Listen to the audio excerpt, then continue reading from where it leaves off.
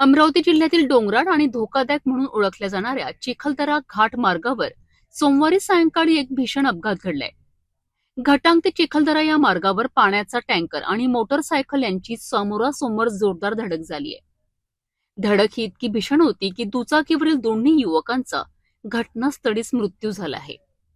या अपघातानंतर परिसरात मोठी गर्दी झाली. स्थानिक नागरिकांनी तत्काळ मदतकार्य सुरू करत पोलिसांना आणि रुग्णवाहिकेला माहिती दिली. जखमींना तातडीने रुग्णालयात हलविण्यात आले, मात्र डॉक्टरांनी दोघांनाही मृत घोषित केलेत. प्राथमिक माहितीनुसार मृतक हे धारणी तालुका येथील रहिवासी असल्याचे सांगितले जात आहे. अपघातातील टँकर हा चिखलदरा परिसरातील पाणी पुरवठ्यासाठी वापरला जात असल्याची माहिती समोर आली आहे. दरम्यान या घटनेनंतर परिसरात हळहळ व्यक्त होत आहे. घाट रस्त्यांवरील सुरक्षेचा प्रश्न पुन्हा एकदा ऐरणीवर आला आहे. या प्रकरणाचा पुढील तपास चिखलदरा पोलीस करीत आहेत.